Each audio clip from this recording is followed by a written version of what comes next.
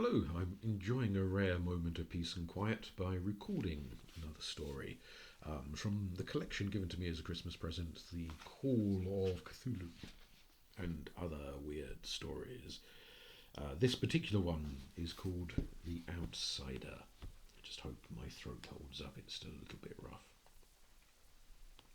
The Outsider. That night the Baron dreamt of many a woe, and all his warrior guests with shade and form of witch and demon and large coffin worm were long benightmared. Keats. Unhappy is he to whom the memories of childhood bring only fear and sadness. Wretched is he who looks back upon lone hours in vast and dismal chambers, with brown hangings and maddening rows of antique books, or upon awed watches in twilight groves of grotesque, gigantic and vine-encumbered trees that silently wave twisted branches far aloft. Such a lot the gods gave to me, the dazed, the disappointed, the barren, the broken. And yet I am strangely content, and cling desperately to those sere memories when my mind momentarily threatens to reach beyond to the other.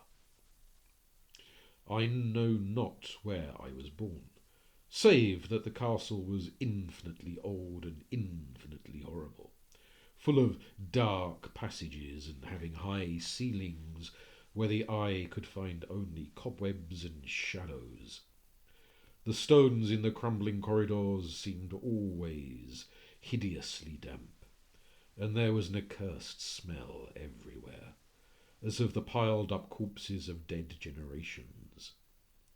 It was never light, so that I used sometimes to light candles and gaze steadily at them for relief.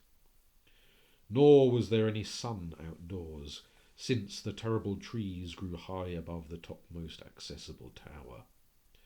There was one black tower which reached above the trees into the unknown outer sky, but that was partly ruined, and could not be ascended save by a well-nigh impossible climb up the sheer wall, stone by stone. I must have lived years in this place, but I cannot measure the time. Beings must have cared for my needs, yet I cannot recall any person except myself, or anything alive but the noiseless rats and bats and spiders. I think that whoever nursed me must have been shockingly aged, since my first conception of a living person was that of something mockingly like myself, yet distorted, shriveled, and decaying like the castle. To me there was nothing grotesque in the bones and skeletons that strode some of the stone crypts deep down among the foundations. I fantastically associated these things with everyday events, and thought them more natural than the coloured pictures of living beings which I found in many of the mouldy books. From such books I learned all that I know. No teacher urged or guided me, and I do not recall hearing any human voice in all those years, not even my own. For although I had read of speech, I had never thought to try to speak aloud. My aspect was a matter equally unthought of, for there were no mirrors in the castle, and I merely regarded myself by instinct as akin to the youthful figures I saw drawn and painted in the books. I felt conscious of youth because I remembered so little.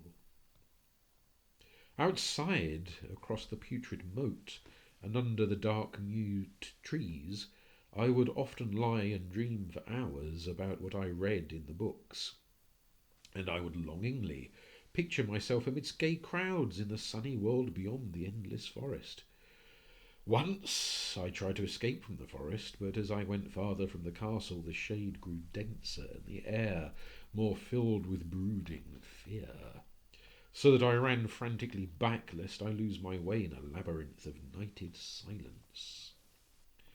So, through endless twilights I dreamed and waited, though I knew not what I waited for.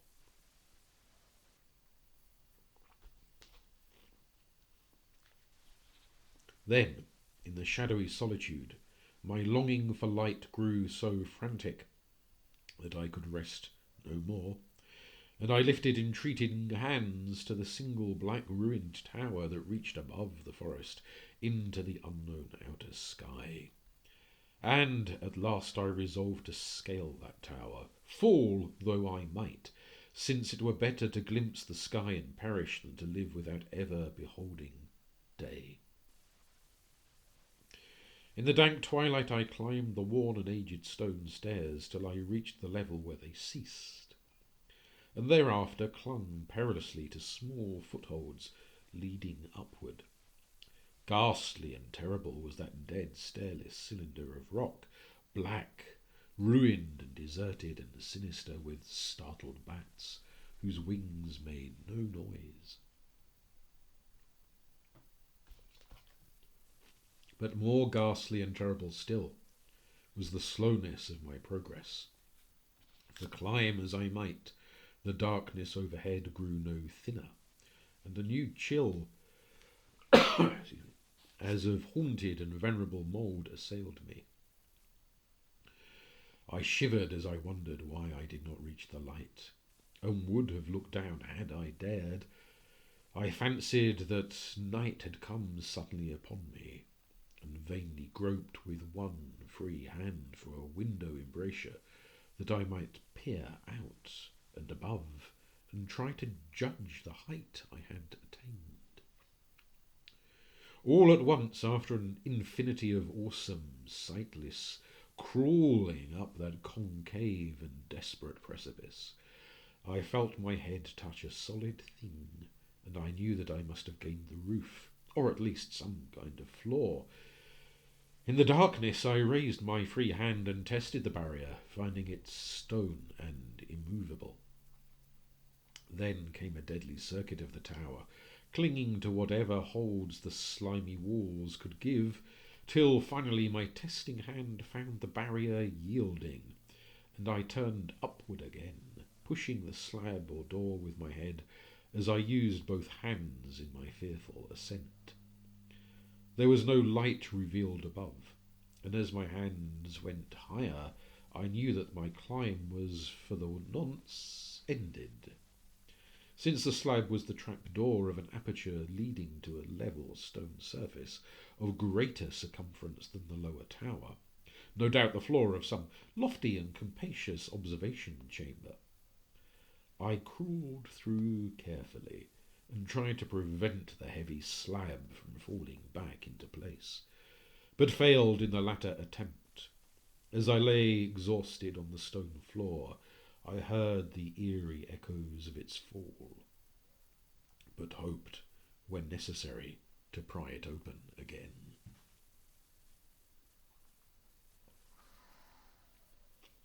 Believing I was now at a prodigious height, far above the accursed branches of the wood, I dragged myself up from the floor and fumbled about for windows, that I might look for the first time upon the sky and the moon and stars of which I had read.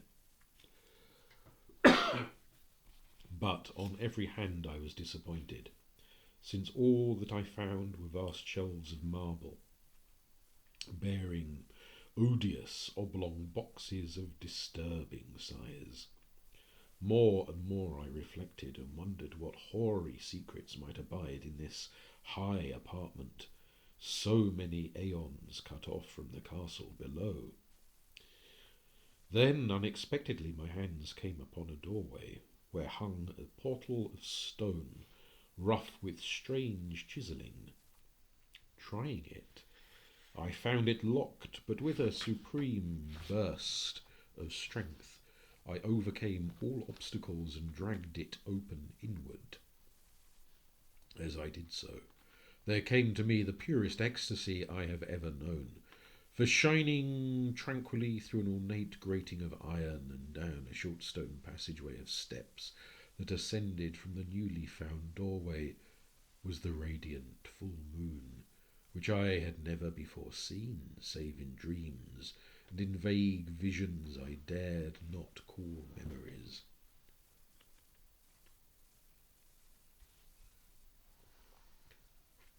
Fancying now that I had attained the very pinnacle of the castle, I commenced to rush up the few steps beyond the door, but the sudden veiling of the moon by a cloud caused me to stumble, and I felt my way more slowly in the dark. It was still very dark when I reached the grating, which I tried carefully and found unlocked, but which I did not open for fear of falling from the amazing height to which I had climbed. Then the moon came out. Most demoniacal of all shocks is that of the abysmally unexpected and grotesquely unbelievable. Nothing I had before undergone could compare in terror with what I now saw, with the bizarre marvels that sight implied. The sight itself was as simple as it was stupefying, for it was merely this.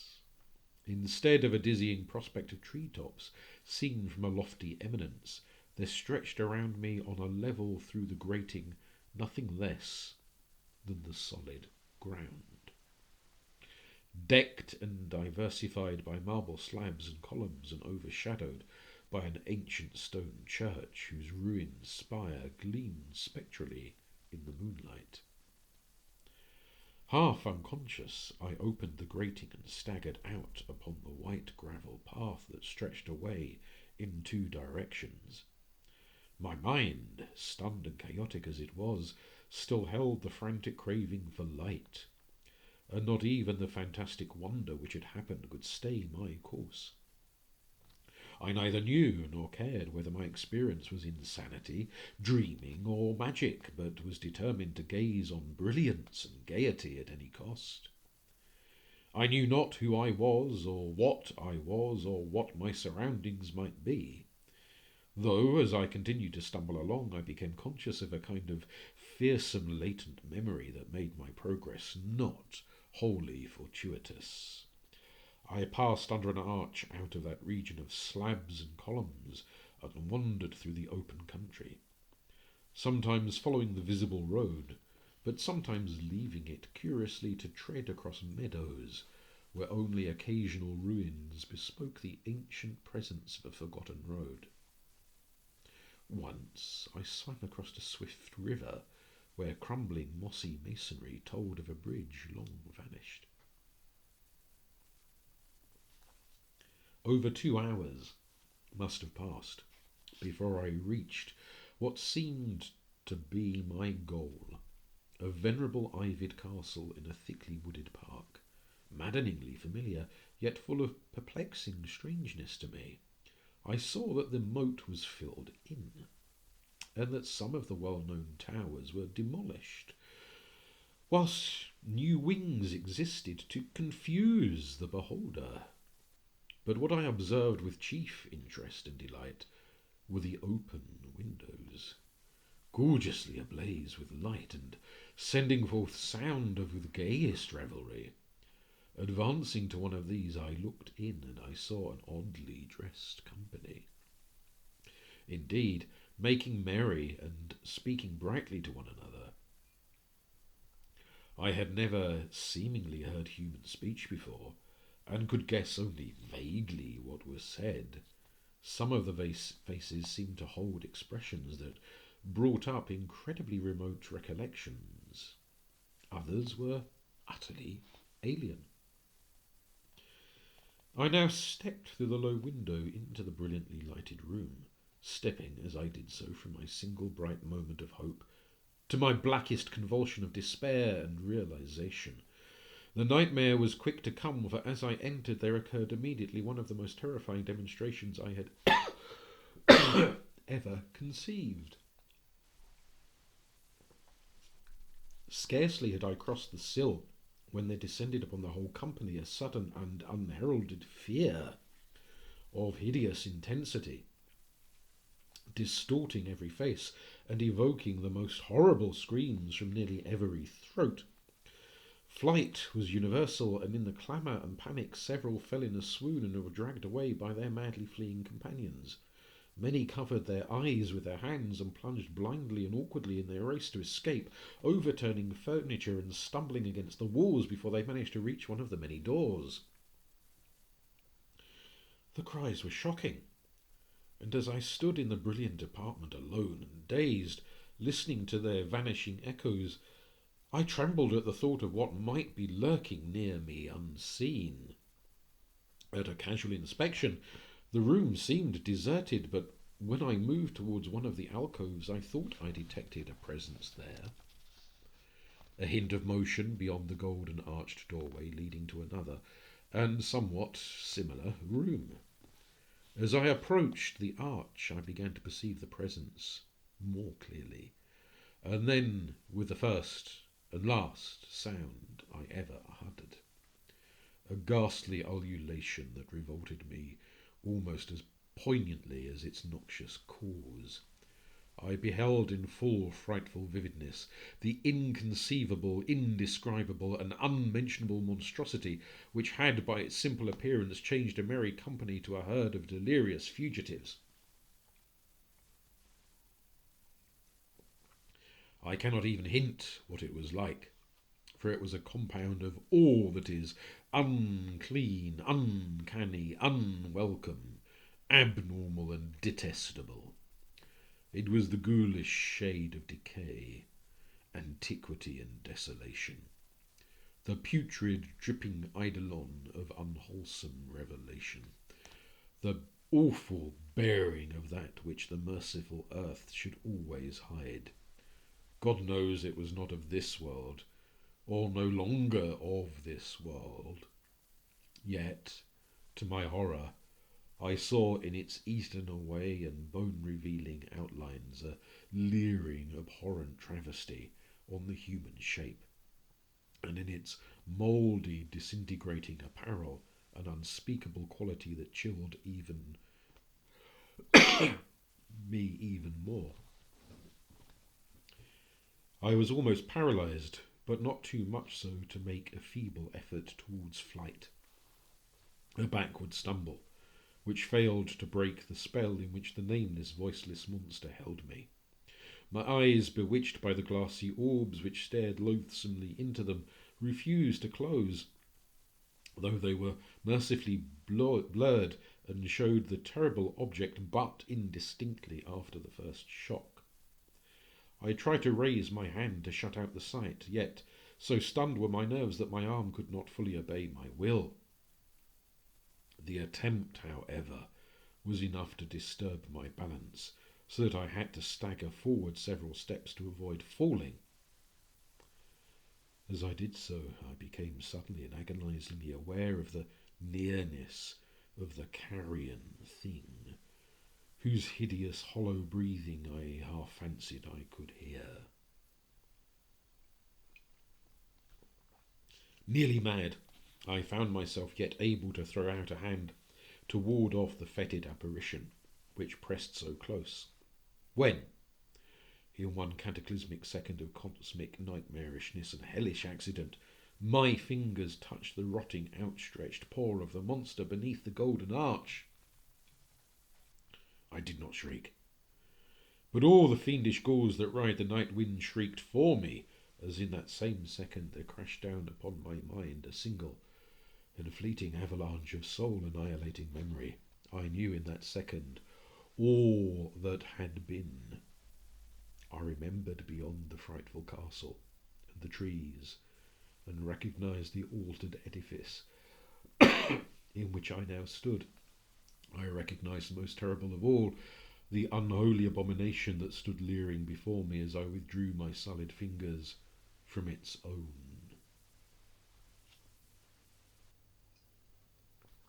But in the cosmos there is balm as well as bitterness, and that balm is nepenthe. In the supreme horror of that second, I forgot what had horrified me, and the burst of black memory vanished in a chaos of echoing images. In a dream I fled from that haunted and accursed pile, and ran swiftly and silently in the moonlight. When I returned to the churchyard place of marble and went down the steps, I found the stone trap-door immovable. But I was not sorry, for I had hated the antique castle and the trees. Now I ride with the mocking and friendly ghouls on the night wind, and play by day amongst the catacombs of Nefren Ka in the sealed and unknown valley of Hadoth by the Nile.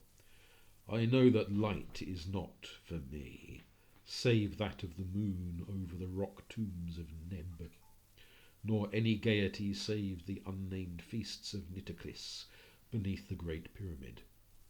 Yet in my new wildness and freedom I almost welcome the bitterness of alienage.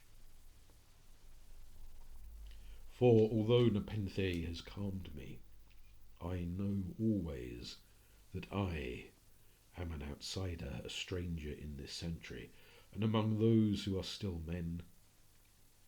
This I have known ever since I stretched out my fingers to the abomination within that great gilded frame, stretched out my fingers and touched a cold and unyielding surface of polished glass.